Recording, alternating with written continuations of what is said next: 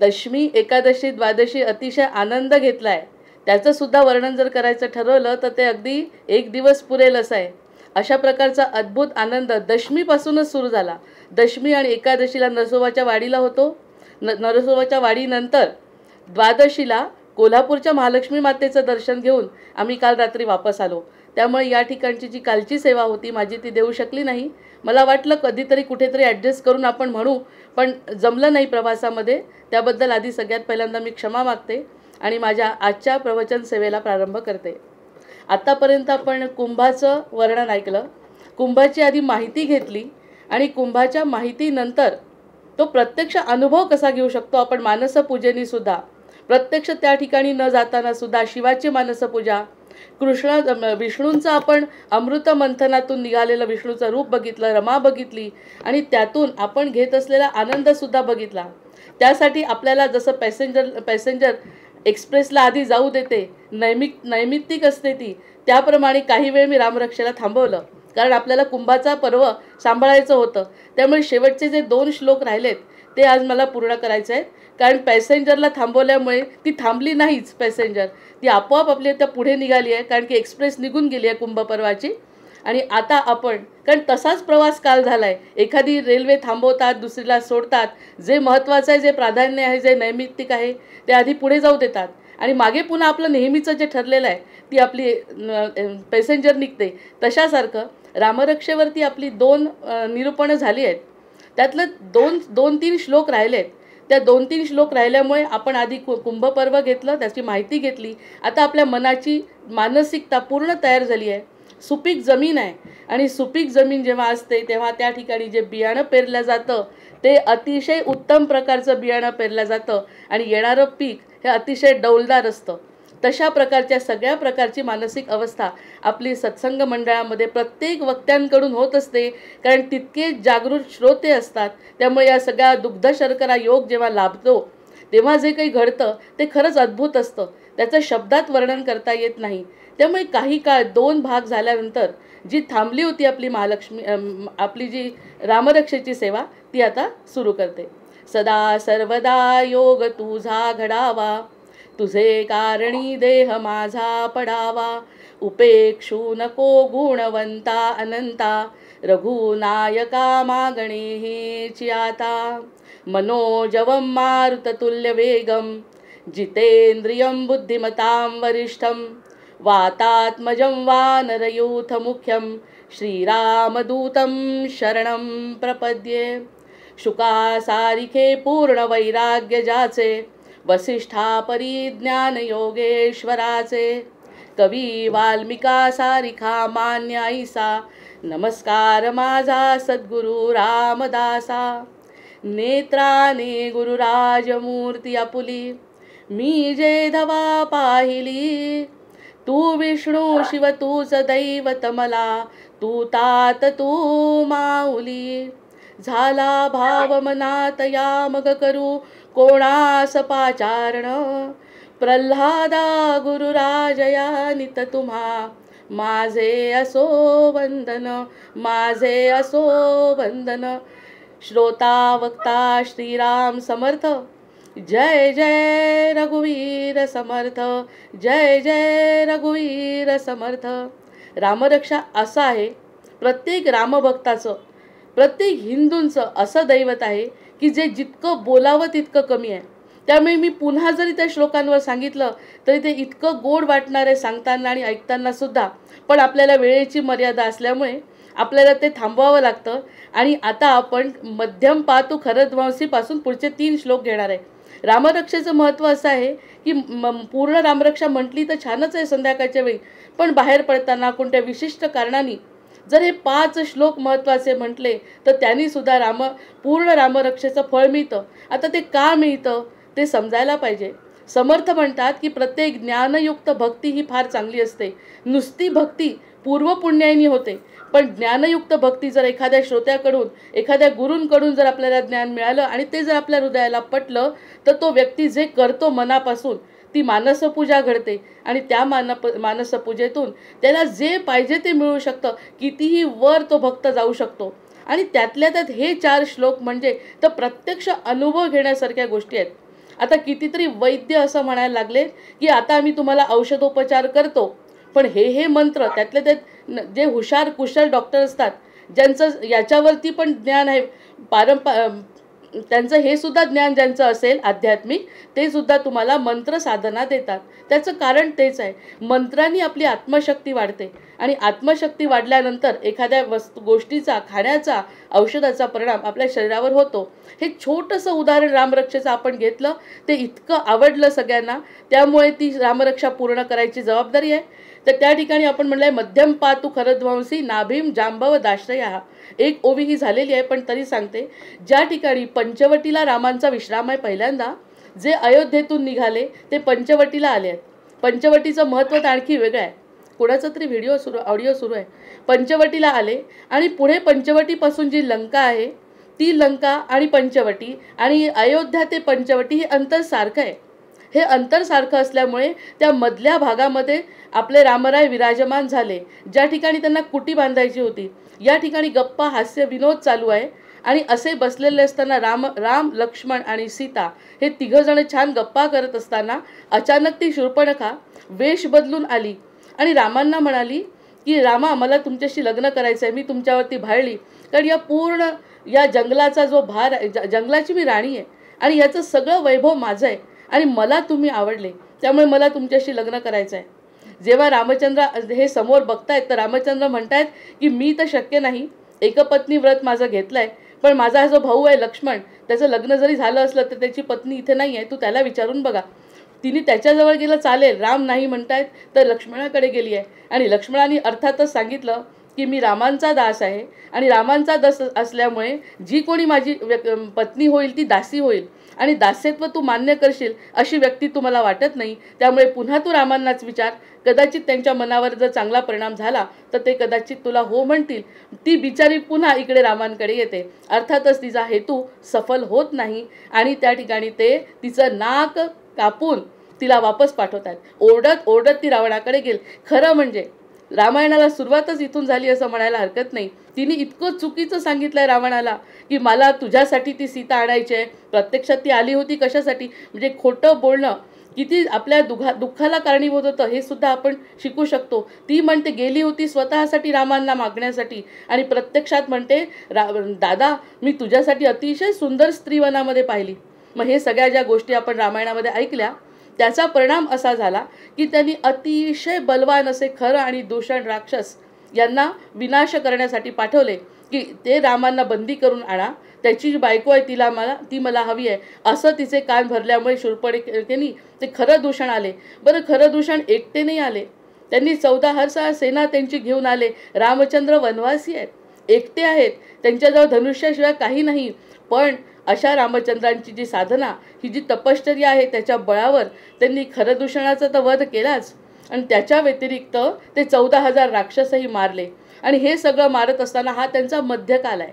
रामायणाचा हा मध्यकाल आहे की ज्या ठिकाणी अयोध्येपासून पंचवटी, अयोध्ये ते लंका याच्याबरोबर मध्यभागी पंचवटी आहे आणि पंचवटीला हे युद्ध झालं आहे. मग पंचवटीला युद्ध झालं आणि त्या ठिकाणी रामचंद्र जिंकले, त्यांना हरवलंय. मग असे रामचंद्र ज्यांनी मध्यभाग साधलाय, अशा मध्यभाग साधणाऱ्या रामचंद्रांनी माझ्या मध्यभागाचं रक्षण करावं. आता मध्यभागामध्ये काय काय असतं, जे काही खातो ते सगळं पोटात साठतंय आणि पोटाचं पचन जर चांगलं नसेल, बाकी काहीही नसलं तरी चालेल, पण आपण खाल्लेलं अन्न आणि पाणी हे पचन व्हायला पाहिजे. त्या ठिकाणी जे काही ॲसिड्स, आम्ल असतात ते सगळे नियंत्रणात ठेवण्याचं काम करायला पाहिजे, नाहीतर आपली प्रकृती बिघडते. आयुर्वेदामध्ये असं म्हटलं आहे की ज्याचं पोट चांगलं आहे, पहिल्यांदा नाडीमध्ये त्यांनी पोटाचीच प्रकृती बघतात की पोट कसं आहे, त्याप्रमाणे यांची सगळी शरीर रचना असेल. त्यामुळे कफ, वात, पित्त हे बघत असताना त्याचं पचनाकडे सगळ्यात पहिल्यांदा वैद्य लक्ष देतात. हे आयुर्वेदाचं पहिलं तंत्र आहे. मग अशा ठिकाणी माझ्या नाभीचा, माझ्या पोटाचं रक्षण अशा रामचंद्रांनी करावं की ज्यांनी मध्यभाग आला आहे त्या मध्यभागी आलेल्या खरं आणि दूषणांना ज्यांनी मारलंय. इतके बलवान आहेत, एवढी मोठी सेना त्यांनी आणली, एवढे बलवंत राक्षस जरी आले तरी सुद्धा रामांनी नुसत्या धनुष्याच्या भरोशावर त्यांनी त्यांचा निपात केलाय, असे सर्वोत्तम राम माझ्या मध्यभागाचं रक्षण करो. किती सुंदर आहे. माझ्या मध्यभागाचं रक्षण करणारा बाकी कुणालाही न बोलवता रामांना बोलवत आहेत, कारण रामांनी मध्यभागाचं रक्षण केलंय, मध्यभागी पराक्रम दाखवलाय. अशा रामांनी आतापर्यंत कौशल्यो दृशौ पातु विश्वामित्र प्रियश्रुती घ्राणम पातु मखत्राता मुखम सौमित्रिवत्सला, अतिशय सुंदर वर्णन आपण ऐकलेलं आहे. त्यातला आता त्यांनी मध्यम पातू खरध्वंसी नाभीम जांबव दाश्रया. आता मध्यभागी आणि आपल्या पूर्ण आयुष्याचं प्रमाणच म्हटलं तर आपली नाभी भाग आहे. त्या नाभीचं संरक्षण जांबवंतांना रक्षण करणाऱ्या, जांबवंतांना मित्र मानणाऱ्या रामांनी करावं. किती नावं सुंदर वापरली आहेत. प्रत्येक वेळी नाव आणि जे विशेषण वापरतायत त्या विशेषणाकडे जर बघितलं तर त्याचा एक स्वतंत्र इतिहास आहे, जांबवंतांचा इतिहास आहे. मग हे खरदूषणाचा इतिहास जेव्हा त्यांनी केला, त्या खरदूषणांनी पोटांचं रक्षण रामराय करतायत आणि नाभीचं रक्षण जांबुवंतांना ज्यांनी संरक्षण दिलंय त्यांनी करावं. नाभीस्थान हे थोडेसे 2 श्लोक झाले आहेत, पण थोडंसं अतिशय गोड चरित्र असल्यामुळे पुन्हा नाभीस्थान म्हणजे आपला ब्रह्मदेव. ब्रह्मदेवाची उत्पत्ती विष्णूंच्या नाभीस्थानातून झाली आणि त्यांचाच पुत्र आहे जांबवंत. असं कुठल्याही कुठे जमत नाही. प्रत्येक गोष्ट अशी विधिलिखित असते, ठरलेली असते. त्याप्रमाणे जांबवंतांनाच बरोबर कसा आश्रय दिला गेला, तर ते जांबवंत आहेत ब्रह्मदेवाचे पुत्र, आणि ब्रह्मदेवाचे पुत्र नाभीतून निघालेले अशा जांबवंतांना आश्रय दिलेल्या श्रीरामचंद्रांनी माझ्या नाभीचं संरक्षण करावं. किती गोड संकल्पना आहे ही. जर कळली तर या 4 श्लोक म्हणत असताना आपण प्रत्येक वेळी असं रूप दर्शनात आपल्या समोर येऊ शकतं की ज्यातून आपण भगवंताला प्रार्थना करत असतात आपण ब्रह्मदेवापर्यंत जाऊ शकतो मनाने, की ब्रह्मदेवाचा पुत्र जांबवंत आणि जांबवंतांना ज्यांनी आश्रय दिलाय किंवा जांबवंतांनी ज्यांना मदत केली आहे अशा रामचंद्रांनी माझ्या नाभीचं रक्षण करो. हे पहिलं एक कारण सांगितलं नाभीबद्दल. कितीतरी गोष्टी रामरक्षा काय प्रत्येक स्तोत्रावर बोलण्यासारख्या आहे. या ठिकाणी हा पहिला उच्चार झाला की ज्या ठिकाणी त्यांनी सांगितलंय की जांबवंत म्हणजे ब्रह्मदेवाचा पुत्र. दुसरा नाभीशी संबंध असलेलं आपलं चक्र म्हणजे मणिपूर चक्र. ज्या ठिकाणी एकदा हनुमंत विसरले, हनुमंत आपली शक्ती जेव्हा विसरले आणि निश्चेष्ट पडले होते, त्यांना समजत नव्हतं काय करावं आणि इकडे सेतू उल्लंघून जाण्याची वेळ आली.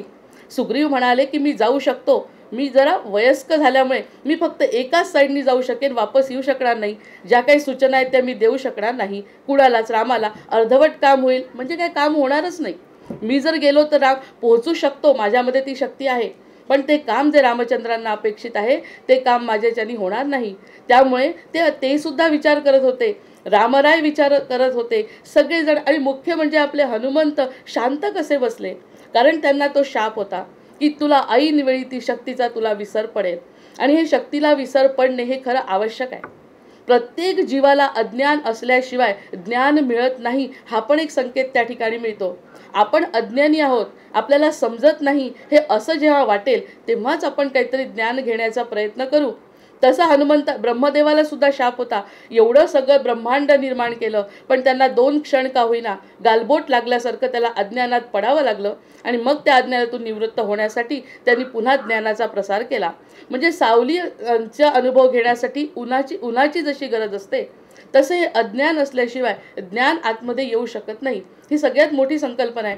मग त्या ठिकाणी ते शांत जेव्हा बसले, अचानक जर ते उडून गेले असते तर आपल्याला ती कल्पना करता आली नसती, कारण त्यांना काय माहितीच आहे, बलवंत आहेत, प्रचंड आहेत, रामाचे भक्त आहेत, कधीही काहीही करू शकतात, अशक्य ही शक्य ते करू शकतात हे आपल्या प्रत्येकाला माहिती आहे. पण ते सुद्धा एक क्षण शांत बसले.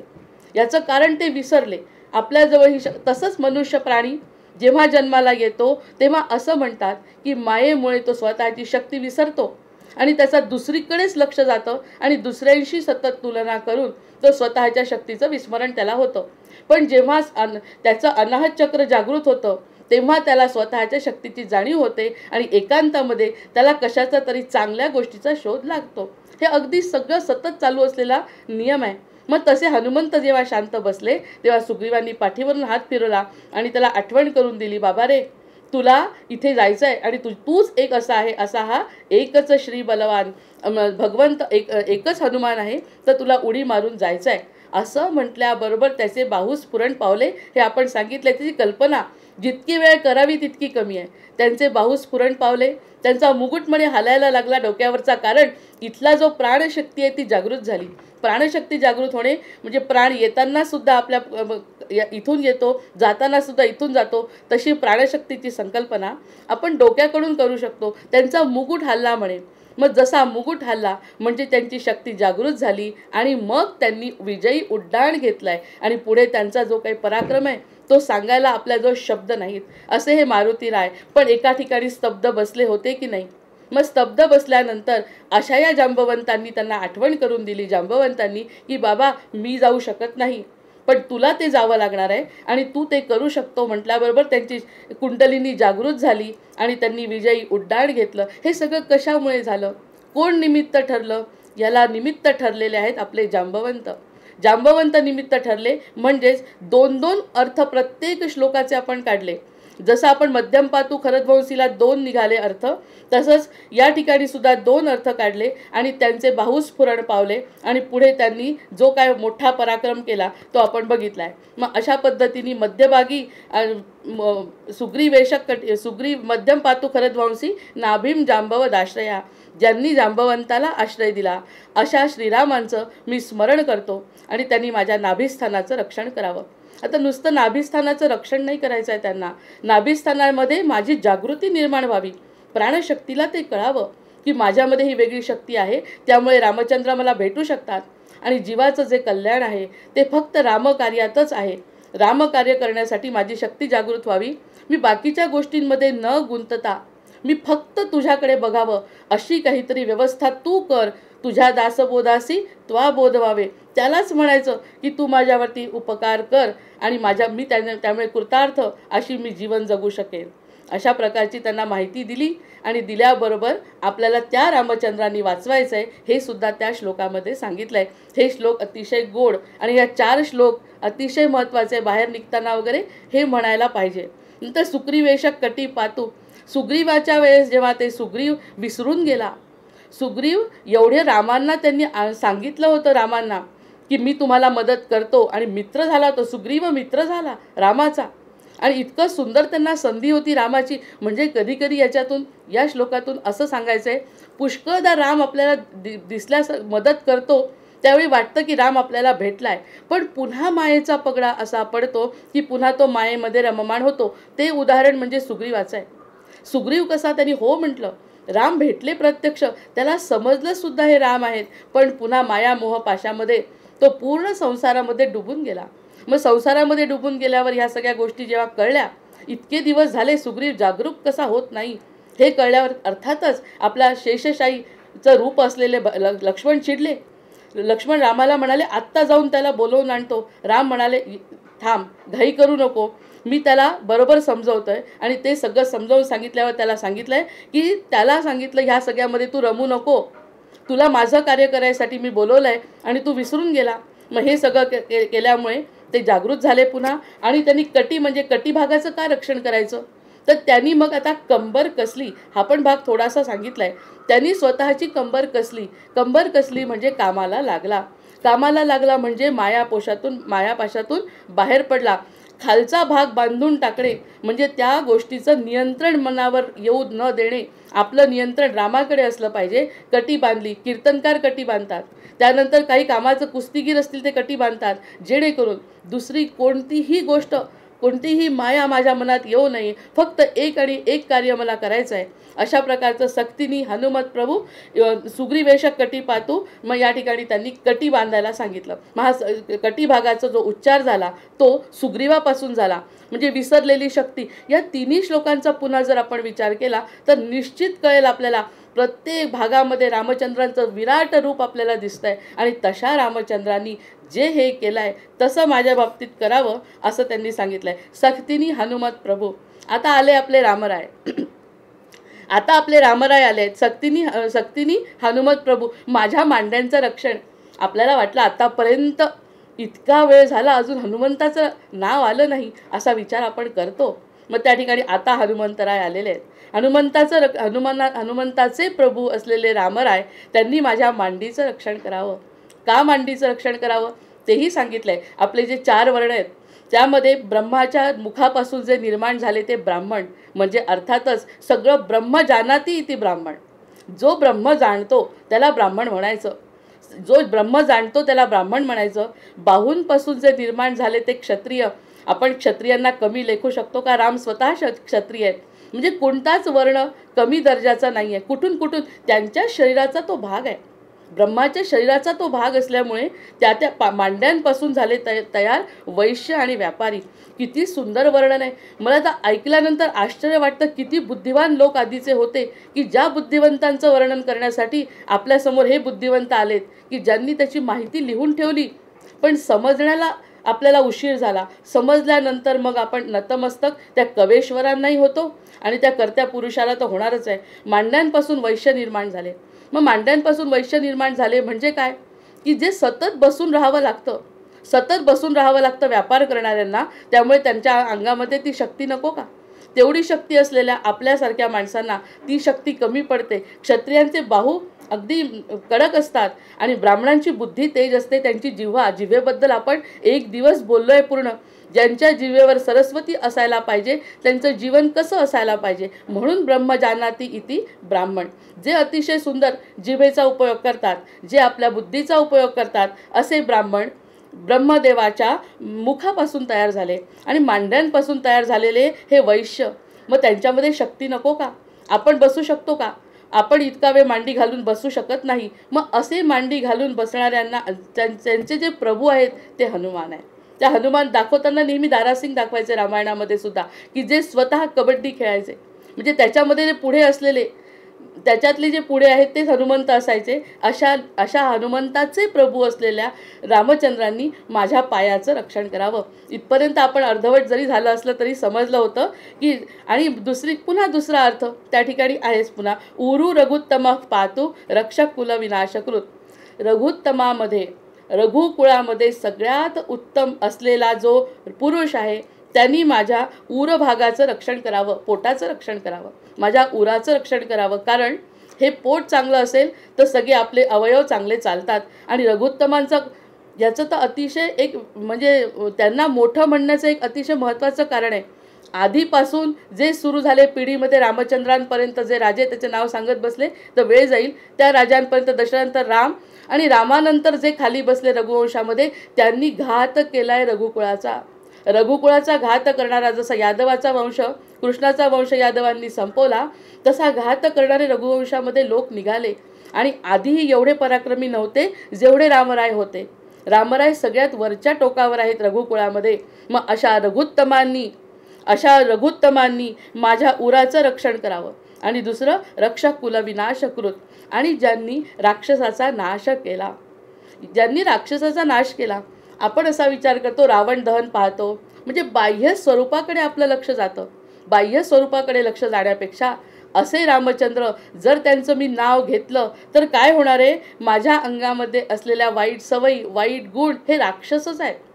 रामाला आपल्यापर्यंत पोचू न देणारे हे राक्षसच आहेत. अशा राक्षसांचा विनाश हे राम समूळ करतोय. रामाच्या नामाने माझ्या अंगात असलेल्या राक्षसांचा वाईट प्रवृत्तींचा विनाश होतोय. आता आजपासून एक निश्चित ठरवायचं रामरक्षा म्हणत असताना की इतर गोष्टींशी आपला काही संबंध नाही. आपला जो काही संबंध आहे तो फक्त आपल्या स्वतःशी आत्मकल्याणासाठी आत्मनिरीक्षणासाठी फक्त आहे. मग या ठिकाणी आमच्यामध्ये वाईट कोणते गुण होते काल ते मी कमी करू शकलो का? आणि कशाने कमी करू शकतो ते फक्त आपण रामनामाने कमी करू शकतो. मग हे राम असं आहे नाम की त्यांनी आपल्या राक्षसांचा अजूनही समूळ निपात होतो.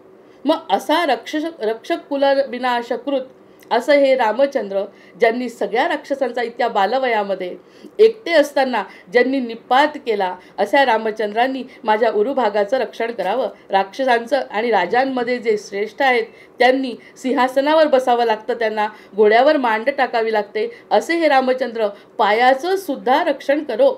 त्यांनी कैकेयीला अचानक वनवास दिला. कैकेयीने त्यांना अचानक वनवास दिला पण तरीही काहीही नकारात्मक विचार त्यांच्या मनामध्ये आले नाही. आठवतं आहे आपल्याला?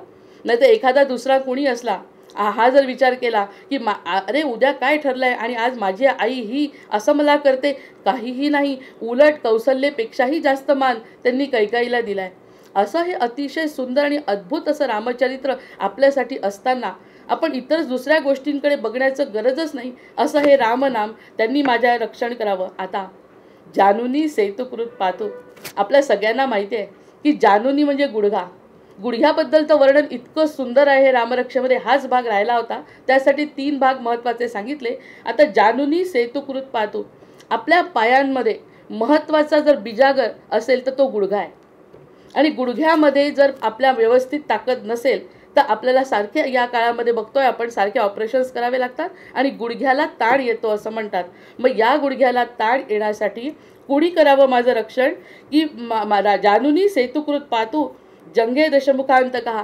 अशा या माझ्या गुडघ्याचं रक्षण रामचंद्रांनी करावं. हा गुडघा कसा आहे, बिजागरांचं काम करतो. पायाचा भाग खालचा आणि वरचा याला जोडण्याचं काम करतो ते सेतू बांधणारे रामचंद्र. आठवलं? आता लागलीच आपल्याला समजेल की सेतू बांधणारे रामचंद्र. सेतू कसला बांधला त्यांनी, इकडून तिकडे गेले ते. मग इतकं कठीण कार्य त्यांनी केलंय. आमचे गुडघे नाही का आम्हाला सांभाळायचं काम करत, आम्हाला सांभाळतात त्या गुडघ्यांच्या शिवाय काय. कारण वरपासून खाली आलो आहे, सगळे अवयव घेतले आहेत, आता गुडघ्यापर्यंत आलो आहे. त्याच्यात ते 5 तत्व आहेत ते सांगायचे आहेत. त्या गुडघ्यापर्यंत जेव्हा आलो तर हा गुडघा म्हणजे एक प्रकारचा सेतू आहे, जो खालच्या भागाला पृथ्वी माझ्या पावलांना आणि मांडीला सांभाळणारा हा माझा गुडघा जर निकामी झाला तर चालणार नाही. अशा या गुडघ्याचं रक्षण जानूनी सेतुकृत पातू जंघे दशमुखांत कहा. आणि जंघांचं रक्षण दशमुख असलेल्या रावणाचं ज्यांनी केलंय त्यांनी करावं. आता बघा, पाय हे समजत नाही, आपल्या लक्षात येत नाही. एक शब्द लिहितात फक्त ते पृथ्वी. म्हणजे पायाचा भाग जो आहे तो पृथ्वी तत्व आहे. आपल्या शरीराचं वर्णन किती सुंदर केलं आहे बघा, की पायाचा जो भाग आहे तो पृथ्वी आहे, गुडघे ते कंबर हा जो भाग आहे तो आपाचा भाग आहे. नंतर पोटाचा भाग तेज, अग्नी असतं ना पोटामध्ये, पोटामध्ये जो अग्नी असतो तो पेटतो, प्रज्वलित होतं, तेव्हाच अन्न पचन होतं. तो भाग म्हणजे पोट हे अग्नितत्व आहे. यासाठी हा वेगळा भाग घेतला. नंतर फुफ्फुस आणि छाती, विचार करा किती सुंदर असेल. फुफ्फुस आणि छाती, त्याच्यामध्ये वायू असतो. ज्या ठिकाणी नाकातून घेतलेला श्वास पुन्हा फुफ्फुसातून बाहेर जातो नाकातून, तो भाग कशाचा आहे, छातीचा भाग हा वायूचा आहे. लक्षात घ्या किती सुंदर वर्णन आहे बघा. पायाचा भाग पृथ्वी तत्व, जो पाय जमिनीला टेकतो ते पृथ्वी तत्व आहे. गुडघे ते कंबर भाग आपाचा भाग आहे. पोटाचा भाग तेज आहे. फुफ्फुस आणि छातीचा भाग हा वायूचा आहे. आणि डोकं आणि डोक्याचा जो भाग आहे तो आकाश तत्व आहे. किती सुंदर आपल्या शरीराचं वर्णन केलं आहे बघा. आणि या सगळ्या डोक्याचा भाग सुषुप्तीतून जेव्हा एखाद्या चांगले योगी जेव्हा आपलं देह सोडतात त्यावेळी त्यांचा प्राण असा कुंडलीतून आणून डोक्यातून वर सोडतात. अगदी आरामात ती घटना करतात, समाधीमध्ये जातात, कारण त्यांना 5ही तत्वाचं गणित समजलेलं आहे. आपल्या 5 तत्वामध्ये कुठे अडकायचं आहे, कटी बांधून टाकली आहे काम. जेव्हा आपल्याला गरज नाही, जेव्हा आपल्याला रक्षण करायचं आहे किंवा जेव्हा आपल्याला रामनाम घ्यायचं आहे तेव्हा पूर्ण मन केंद्रित व्हायला पाहिजे. कटी बांधली. सुग्रीवाचं वर्णन केलं आहे.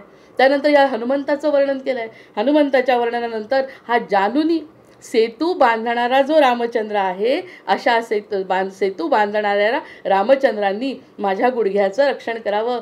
करणार नाही का रामचंद्र? अशा आर्त व्याकुळ प्रार्थना केली समजून.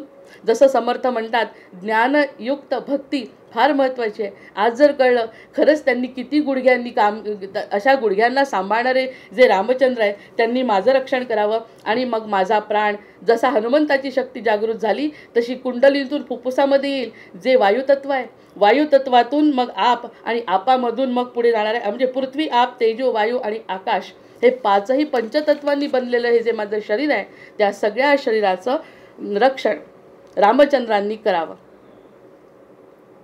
पादव बिभीषण पातू. पादव हे झालं. आता इथपर्यंत पादव बिभीषण पातू. माझ्या पायांचं रक्षण, गुडघ्याचं झालं. आता गुडघ्याच्या पेक्षाही खाली आलो आहे आपण, की माझ्या पायांचं रक्षण बिभीषणांना ज्यांनी त्यांचं राज्य वापस मिळवून दिलं तसं. आतापर्यंत का हनुमंताची शक्ती दाखवली पायामध्ये, जे बिजागरांच्या रूपामध्ये काम करते ती शक्ती.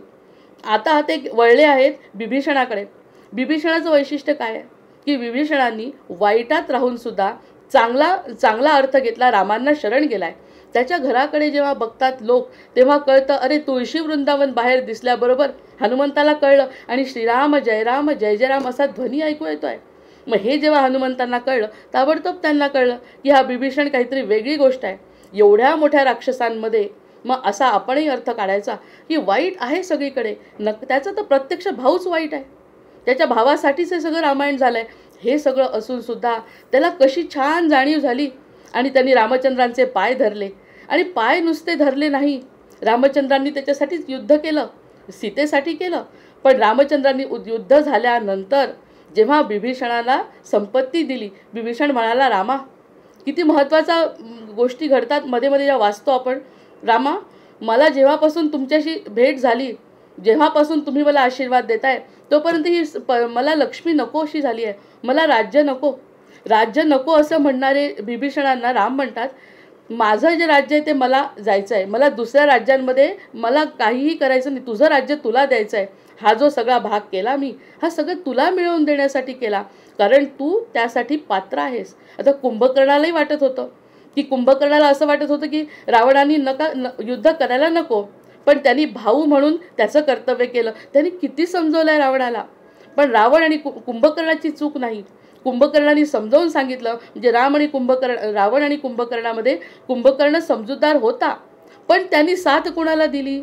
रावणाला दिली. इथे आपण लक्षात घ्यायचं आहे की कोण धर्माला साथ देत आहे आणि कोण अधर्माला साथ देत आहे. आणि धर्माला साथ देणाऱ्यांनी धर्माने त्याचं रक्षण केलं आहे रामचंद्रांनी, आणि त्याची संपत्ती त्याला वापस केली आहे. अशा वापस केलेल्या, ज्यांनी संपत्ती वापस केली आहे बिभीषणाला, अशा माझ्या रामचंद्रांनी माझ्या पायाचं रक्षण करावं. कारण सेतू बंधन करण्याचं आणि हे सगळं युद्ध करण्याचं काम इतकं सोपं नाही आहे. त्यामुळे अशा पद्धतीचं जे कार्य आहे. आणखी दुसरी गोष्ट, पायांचं रक्षण. 2-2 भाग प्रत्येक श्लोकामध्ये आहेत. बघा, रामचंद्र स्वतः राजे आहेत. राजे असताना कपटानी, छलानी, कशानी का होईना त्यांना इकडे यावं लागलं. वनवासामध्ये पायी चालतायत राम. याच्याकडे आपला कधी लक्ष गेलं आहे? आपलं जात नाही लक्ष. जायला पाहिजे. ते ज्ञानयुक्त भक्ती निर्माण होते. जेव्हा ते पायी चालत आले, त्यांच्या पायामध्ये किती शक्ती असेल. सुमंत त्यांचे मंत्री आले होते, त्यांनी म्हणाले, रथावर बसा, काय हरकत आहे, तुम्ही वनात तर जाणारच आहे, राजा तर तुम्ही नाहीच, मग तुम्ही निदान रथावर तरी फिरा. रामचंद्रांनी काय उत्तर दिलं आहे? मला माझ्या पायांनी फिरायचं आहे, मला या कोणत्याही गोष्टी मला नकोत, मला या सगळ्या गोष्टींचा त्याग करायचा आहे. असं त्यागी जीवन आहे रामचंद्रांचं. आणि त्यांच्या जीवनाकडे बघितल्यानंतर त्याग म्हणजे काय, त्याग आणि धर्म म्हणजे काय हे अगदी स्पष्ट होतं. त्यांच्या माघारी जर समजा अरण्यामध्ये त्यांनी रथ घेऊन चालले असते तर चाललं असतं, पण त्यांनी नाही म्हणजे नाही. जे नाही करायचं, एकदा मी नाही म्हटलं म्हणजे ते मी करणार नाही, आणि एकदा मी ठरवलं की ते केल्याशिवाय सोडणार नाही. असे कितीही मला त्रास झाला तरीसुद्धा असे त्यांचे पाय अयोध्येपासून लंकेपर्यंत गेले. अयोध्ये थांबत का असे ना, पण अयोध्येपासून लंकेपर्यंत गेलेत पाय. काय पायांमध्ये शक्ती असेल त्या शक्ती असलेल्या अशा बलवंत आणि नररूपामध्ये प्रगट झालेत. नररूपामध्ये प्रगट होऊन इतका मोठा प्रवास केला आहे अयोध्येपासून तर लंकेपर्यंत. बरं, इतकाच प्रवास नाही केला त्यांनी. किती बोलावं रामचंद्रांबद्दल तेवढं कमी आहे. इतका प्रवास केल्यानंतर 8 दिवस युद्ध झालं. 8 दिवस युद्ध झालं. त्यांचे सगळे सैनिक रथावर, रामचंद्र पायी, आणि त्यांचं धनुष्यबाण घेऊन. एकदा तर अशी वेळ आली की त्यांना आणि शेवटच्या दिवशी जेव्हा रावणाशी युद्ध झालं, किती वेळा बाण मारले, त्यांनी थकून गेले. आणि जेव्हा होता रावण, तेव्हा आपण रावणाचं चरित्र ऐकलं आहे. इतका रथामध्ये असल्या, कधी इकडे दिसायचा, कधी तिकडे दिसायचा, कधी वर जायचा, कधी खाली जायचा. त्या ठिकाणी मारत असताना रामचंद्रांनी किती फिरले असतील. आपण टेनिस पाहतो, आपण हे जे खेळ पाहतो, तेव्हा एकाने मारल्यावर दुसऱ्याला जेव्हा उचलायचं असतं तेव्हा त्याची किती धावपळ होते, नाही तर तो आऊट होतो. मग तसं तो एवढा मोठा रावण, मायावी रावण युद्ध करतोय कसा, कधी आकाशात, कधी पाताळात, कधी इकडे, कधी तिकडे. त्या सगळ्यांना रामचंद्र पुरून उरतायत पायांच्या भरोशावर. फक्त इकडे गेले की तिकडे यायचे, तिकडे गेले की. आणि हे कोणती मायावी नाही, हे काहीही मायावी त्यांनी केलेलं नाही, हे पूर्ण नररूपात केलेलं आहे. मग हे सगळं जेव्हा बघितलं, म्हणजे आपण ऐकताना सुद्धा त्यांचं चरित्र ऐकताना त्यांनी सांगितलं, पूर्ण मी एकटा नाही करणार. मग वरती सभा भरली इंद्राची, इंद्रसभा भरली. अरे काय चाललंय हे, असं युद्धाचं प्रमाणच नाही आहे. एक रथामध्ये आहे आणि दुसरा नाही आहे असं म्हटलं तर ह्या गोष्टी शक्य नाही आहे. तुम्ही त्याला रथ तरी द्या रामांना. आणि दुसरी गोष्ट, रामांनी रामांनी प्रार्थना पण केली आहे, कोणाची जगदंबेची प्रार्थना केली आपण ऐकलं आहे. आणि जगदंबेला प्रार्थना करण्यासाठी त्यांनी 108 कमळं पण वाहिली, जेणेकरून मला आता यश दे. काय होतंय मला कळत नाही आहे, मला काय होतं हे कळत नाही आहे, मी का हरतोय, मी रावणापुढे का इतके कष्ट करतायत, अयोध्येपासून आले, पायांनी सगळं केलेलं आहे आणि तरी रावण मरत नाही. असं जेव्हा म्हटलं तर जगदंबेंनी त्यांना आशीर्वाद दिला. आणि वरती जी देवसभा झाली त्या देवसभेमध्ये इंद्राने ठरवलं की आपण यांना रथ द्यायचा. शेवटच्या दिवशी 9व्या दिवशी त्यांना रथ दिलाय. तोपर्यंत रामचंद्रांचा हा इतिहास वाचल्यानंतर किती मनाचा गोंधळ होईल, किती कष्ट केले आहेत त्यांनी जीवनामध्ये आणि धर्मसंस्थापनाकरता त्यांनी कष्ट केले आहेत. मग हे सगळं केल्यानंतर इंद्राने रथ दिला आणि रथ तो मातली नावाचा त्यांचा जो सारथी आहे त्यांनी त्यांना मग थोडीशी कल्पना दिली की कशामुळे रावण मरेल. नाही तर एकदा मारलं की दुसरं तोंड उगवायचं, दुसरं की तिसरं, इतका मायावी राक्षस समोर आहे. पण या सगळ्या गोष्टी त्यांच्या पौरुष प्रयत्नांनी, त्यांच्या पायाच्या, त्याच्या बुद्धीच्या, त्याच्या हाताच्या, त्याच्या डोक्याच्या, त्याच्या विनम्रतेच्या सगळ्या पौरुष प्रयत्नांनी गंधर्व, किन्नर, अप्सरा सगळेजण घाबरून गेले की रामचंद्रांचे इतके कष्ट होऊन सुद्धा त्यांना हे का घडत नाही आहे. असं म्हटल्याबरोबर मग त्यांना जो रथ मिळाला आहे त्या रथावर बसून त्यांनी मग अगदी वेगळ्या पद्धतीने त्यांना बेंबीमध्ये बाण मारलेला आहे आणि रावण मूर्छित झाला, नाही रावण गेला. मग असे त्यांचे पाय. आता अशा पायांचं वर्णन, इतका फोन येतो आहे सारखा, अशा पायांचं वर्णन जर आपण केलं तर आता या पायांचं वर्णन आपण मनातल्या मनात करायचं. किती पाय त्यांचे, किती पायाने ते चालले आहेत. असे हे रामचंद्र माझ्या पायाचं रक्षण करो. म्हणजे मी स्वार्थ तर साधायचाच आहे की माझ्या पायांचं रक्षण. कारण मला जर तपश्चर्या करायची असेल, मला जर पूजा करायची असेल, मला जर उपासना करायची असेल तर माझे पाय ठीक पाहिजे. आणि मागायचं कुणाला, अशा ऐऱ्या गेऱ्याला नाही मागायचं. जसं त्या गोंदवलेकर महाराजांच्या प्रवचनात आहे की मी सरळ रामालाच म्हटलं, रामा माझं रक्षण कर, बाकी मध्ये मला लुटल्या गेलं तरी चालेल. तसे मी माझ्या पायांचं रक्षण करणारे, ज्या पायांनी पौरुष प्रयत्नांनी जे माझ्या पायांनी केलंय, माझ्या इतके सुंदर त्यांचे पाय चाललेत, लगबग लगबग इकडे तिकडे इकडे तिकडे, इतके कष्ट त्या पायांनी घेतले आहेत. असे कष्ट घेणाऱ्या पायांचं ब्लाऊज बाजूचे, हा ते बाजूचे, हा इतकं जे पायांचं रक्षण ज्यांनी केलंय अशा रामचंद्रांनी माझ्या पायाचं रक्षण करो असं म्हटल्यावर करणार नाही. आपल्या मनातली भावना जशी असेल तसंच म्हणतो की नाही आपण, मंत्रे तीर्थे द्विजय दैवे दैवज्ञे भेषजय गुरव यादृशी भावनम कुर्यात सिद्धिर्भवती.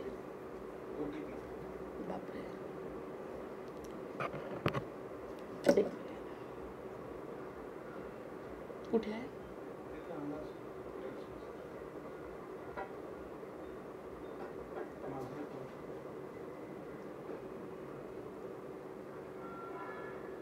थ्री 3745 शशांक.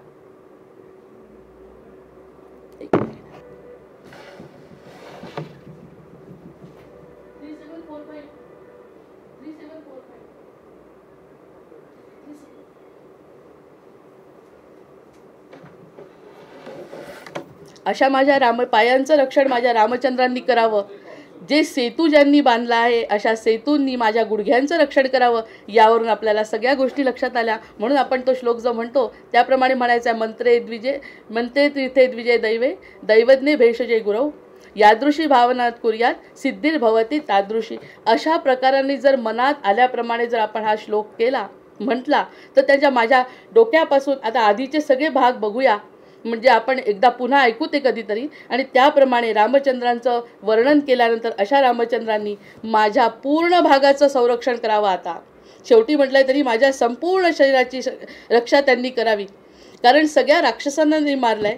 मग या पूर्ण माझ्या शरीराची रक्षा त्यांना करायचा मी आग्रह करणार आहे. असं प्रत्येक भक्तांनी म्हटलं तर रामरक्षेचा अर्थ समजल्यामुळे आपण त्यामध्ये विलीन होतो आणि त्या गोष्टी आपण करतो. आता हे कशावरून हे सगळं आता मला कळल्यानंतर असं वाटायला लागलं की हे मला कळलं, पण अनुभवाला कधी येईल? अनुभवाला यायला पाहिजे.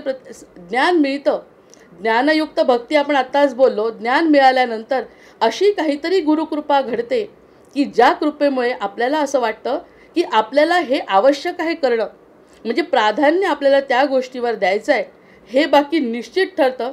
मग अशी एखादी कविता मला सुचली त्या ठिकाणी. सुप्रसन्न दर्शन झाले सद्गुरू मनामध्ये भरले.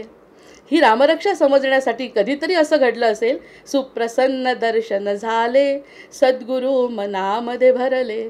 पाहता हृदय गलबलले सद्गुरू मनामध्ये भरले. ज्यावेळी सद्गुरू मनामध्ये भरतात त्यावेळी असं काहीतरी अद्भुत आपल्यामध्ये निर्माण करतात. घडलं असावं.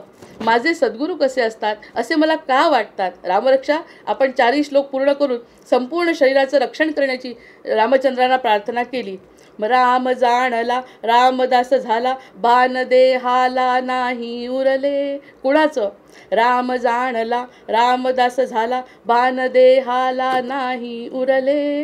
हे नाथ पाहिले होते, हे नाथ पाहिले होते. सुप्रसन्न दर्शन झाले पाहता हृदय गलबलले. सद्गुरू मनामध्ये भरले सुप्रसन्न दर्शन झाले. नदी जशी सागरा मिळण धावते सागरमय होते. नदी जशी सागरा मिळण धावते सागरमय होते. हे नाथ पाहिले होते. सुप्रसन्न दर्शन झाले सद्गुरू मनामध्ये भरले. पाहता हृदय गलबलले सद्गुरू मनामध्ये भरले. द्वैत नाही उरले एक रूप झाले उन्मन झाले. द्वैत नाही उरले एक रूप झाले उन्मन झाले. हे नाथ पाहिले होते. सुप्रसन्न दर्शन झाले सद्गुरू मनामध्ये भरले. पाहता हृदय गलबलले सद्गुरू मनामध्ये भरले. अद्वैत तुम्ही जाणले ध्यान लागले राम पाहिले राम भक्ताने. अद्वैत तुम्ही जाणले ध्यान लागले राम पाहिले राम भक्ताने. हे नाथ पाहिले होते, हे नाथ पाहिले होते. सुप्रसन्न दर्शन झाले सद्गुरू मनामध्ये भरले. पाहता हृदय गलबलले सद्गुरू मनामध्ये भरले. सद्गुरू मनामध्ये भरले.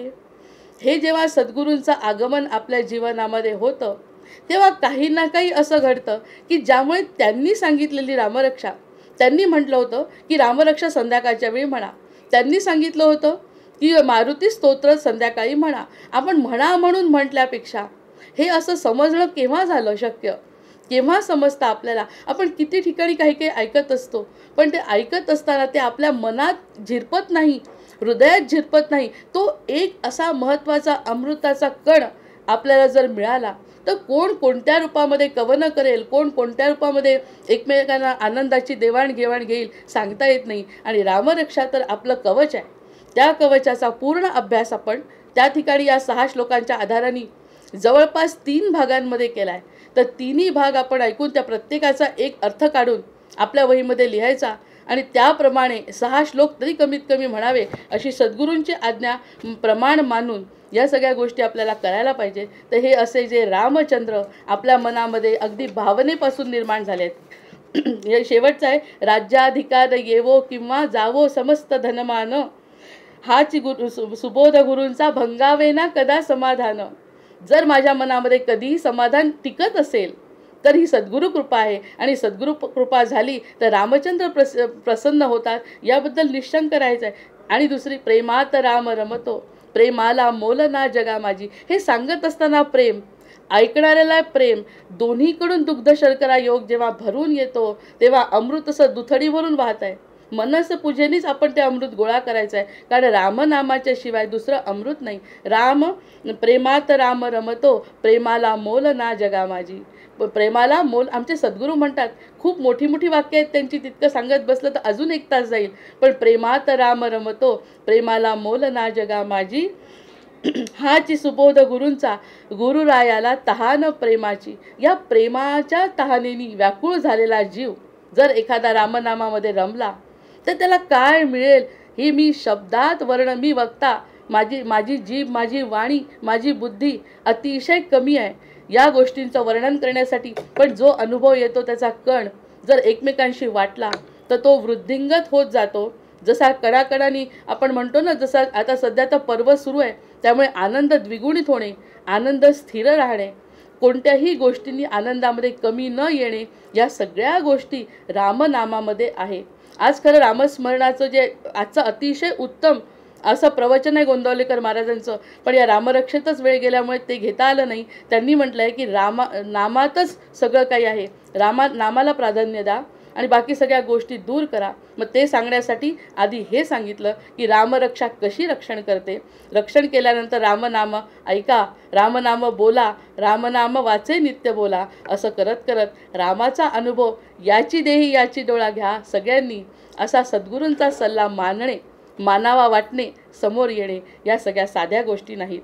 अशा साध्या गोष्टी नसल्यामुळे असामान्य गोष्टींची चर्चा करत असताना साधेपणाने प्रेमाने एकमेकांशी बोलणे यासारखं सुख कोणतं नाही. या ठिकाणी थांबते. जय जय रघुवीर समर्थ.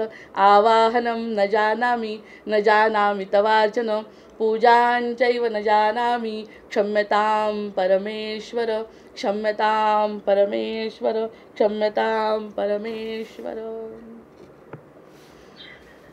जय श्रीकृष्ण ताई. खूप सुंदर असं रामरूपामध्ये आपले 72 साधक आपण रममान केले. खूप धन्यता वाटली.